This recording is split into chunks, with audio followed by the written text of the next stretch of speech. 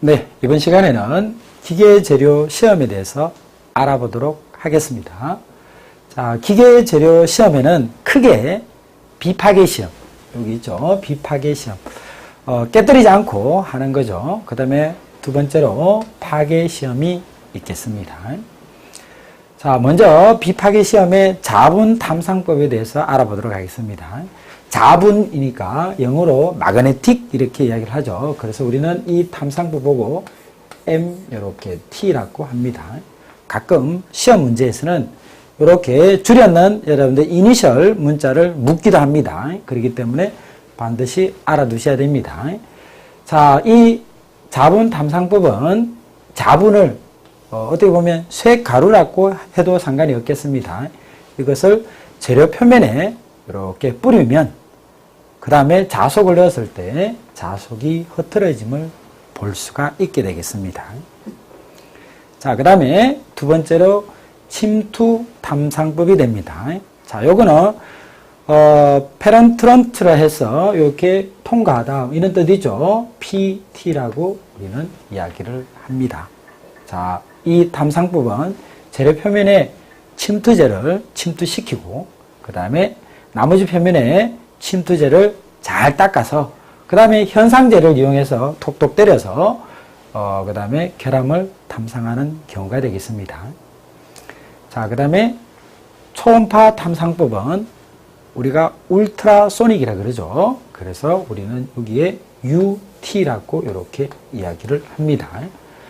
초음파를 재료로 이렇게 보내면 그 파장으로 내부의 결함을 확인할 수가 있게 되겠습니다. 그 다음에 방사선 탐상법이 있습니다.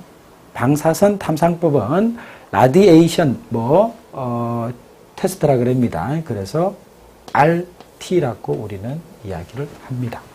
그래서 방사선을 재료의 내부를 통과시키면 방사선의 세기를 측정해서 거기에 재료 내부의 결함을 이렇게 볼 수가 있습니다.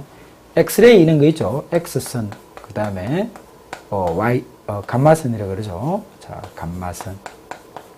보통 엑스레이를 이렇게 찍으면 뼈 같은 경우에 흰색으로 나타나죠. 이렇게 볼 수가 있습니다. 이거 보고 우리는 방사선 탐상이라 그럽니다.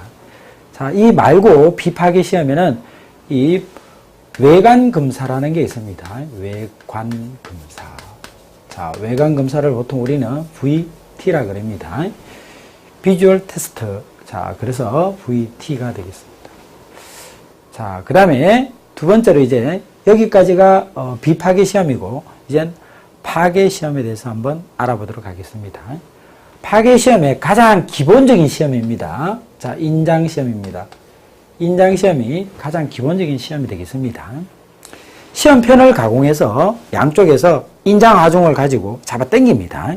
이렇게 당기면 인장 강도, 그 다음에 연신율, 그 다음에 단면 수축률, 파괴가 되겠죠. 그 파괴 강도를 우리가 작성하고 계산하고 이렇게 해서 재료의 특성 파악하는 게 인장 시험이 되겠습니다. 자.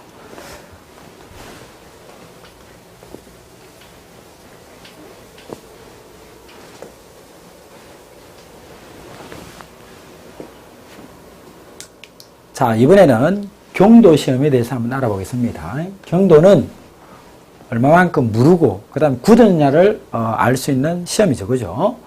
자, 그래서 시험에는 하나, 둘, 셋, 네 가지가 있습니다. 여기 보면 브리넬 경도가 있죠. HB라고 이렇게 표시를 합니다.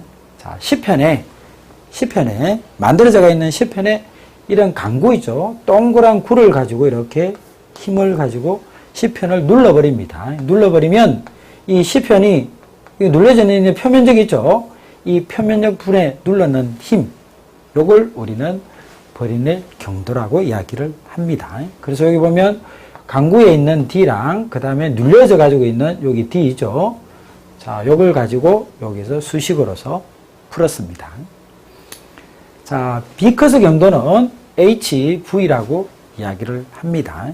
자, 이것도 브리넬 경도와 거의 비슷합니다. 시편에 이번에는 다이아몬드 모양 돼가지고 있는 부분이 있죠. 자, 이렇게 돼가지고 있는 여기 있는 사각부를 가지고 재료에 이렇게 누르는 거죠. 꾹 눌렀습니다. 눌러서 그 재료에 나타나는 표면적 분에 누르는 힘으로 비커스 경도를 나타냈습니다.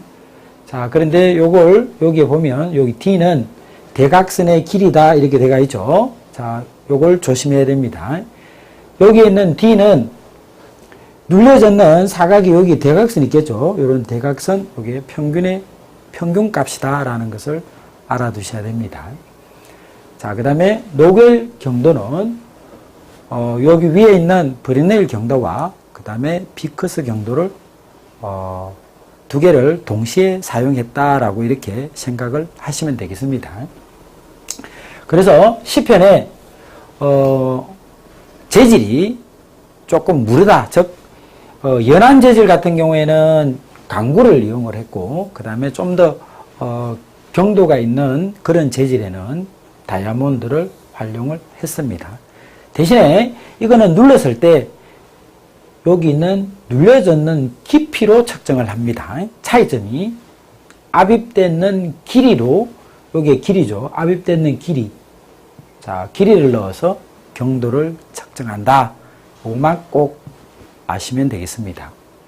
자, 그 다음에 쇼 경도가 있습니다. 쇼 경도는 시편 위에 다이아몬드 9라고 해놨는데 다른 책자에 보면 또 여기 9보다는 해머 있죠. 자, 또 해머를 낙하시켜서 얼마만큼 튀어오르는지 그 튀어오르는 높이를 측정해서 여기 높이를 집어넣으면 되죠.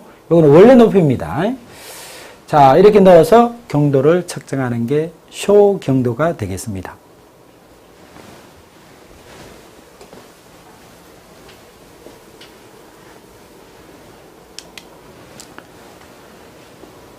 자, 이번에는 충격 시험에 대해서 한번 알아보겠습니다. 일정한 높이의 해머를 떨어서 재료에 충격을 주어서 시편이 어느 정도 파괴되는지를 측정하는 게 충격 시험이 되겠습니다. 자, 그 중에 샤르피 충격 시험은 양쪽을 고정한다 선언하죠. 이 양쪽이 뭔가 하면, 자, 이런 시편이 있으면 그 시편 밑에 여기를 이렇게 고정하는 겁니다. 그 다음에 이쪽도 이렇게 고정을 하고 여기 시편에 이렇게 이 부분에 힘을 가하는 거죠. 충격을 줘서 얼마만큼 파괴되느냐를 측정하는 게 샤르피 충격 시험기가 되겠습니다. 그 다음에 아이조드 충격 시험기는 한쪽만 잡는 겁니다. 자, 이렇게 해서 여기 한쪽만 이렇게 잡아서 여기에 이렇게 표시한 다음에 여기에 여러분들 힘을 가하는 거죠. 즉 충격을 가하는 겁니다. 자, 잘 비교를 해 두셔야 되겠습니다. 가끔씩 시험 문제 나옵니다. 자, 그 다음에 피로 시험은 시편에 반복 응력을 주어서 피로 한도를 측정하는 겁니다. 자, 피로 한도라는 뜻은 힘을 주었다 안 주었다, 즉 반복을 했을 때 파괴가 안 되는 범위까지 측정하는 게 필요 한도가 되겠습니다. 자, 그 다음에 크리프 시험이 있습니다. 자, 크리프 시험은 여기 고온 상태라는 것에 주의를 해 주셔야 됩니다. 자, 고온 상태에서 시편에 일정한 하중을 가해서 기계적인 특성을 측정한다 그러는데 시편이 고온 때문에 늘어날 수도 있고 그 다음에 기계적인 성질이 조금 바뀔 수가 있겠죠. 그런 부분을 측정하는 것이 크리프 시험이다 이렇게 생각하시면 됩니다. 자, 그리고 마지막 세 번째로 조직 시험이 있습니다. 자, 이 조직 시험은 둘 다 여기 있는 매크로 조직 시험이나 현미경 조직 시험이나 하는 방법이 거의 비슷합니다. 재료 표면을 닦고 그 다음에 부식제를 뿌려서 그 다음에 현미경이나 안 그러면 확대경으로 관찰하는 게 되겠죠. 그런데 여기는 현미경 조직 시험은 이렇게 연마를 해야 됩니다. 여기는 기름을 닦는 게 되겠죠. 그죠? 자, 그래서 이것도 어떻게 보면 이 조직 시험도 부식이니까 한편으로는 파괴 시험이 되겠다. 이렇게 생각을 해 주셔야 됩니다. 자,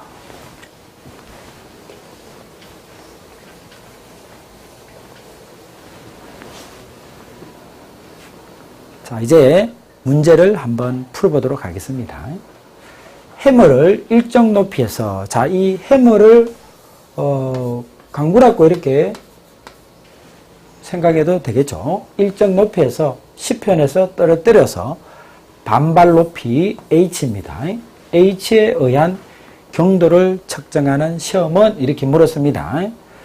자, 브리넬 경도는 뭐였습니까? 강구를 눌러서 하는 것이죠. 그 다음에 비커스는 다이아몬드이죠. 이렇게 사각 다이아몬드를 가지고 눌러서 하는 시험이고, 노켈 경도는 두 가지를 동시에, 즉 다시 말해서 두 가지를 사용하는 경도 시험이 되겠습니다.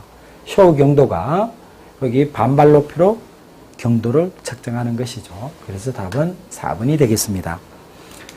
자, 답을 한번 확인해 보면 이렇게 4번이라고 했죠. 자, 이것으로 마치겠습니다.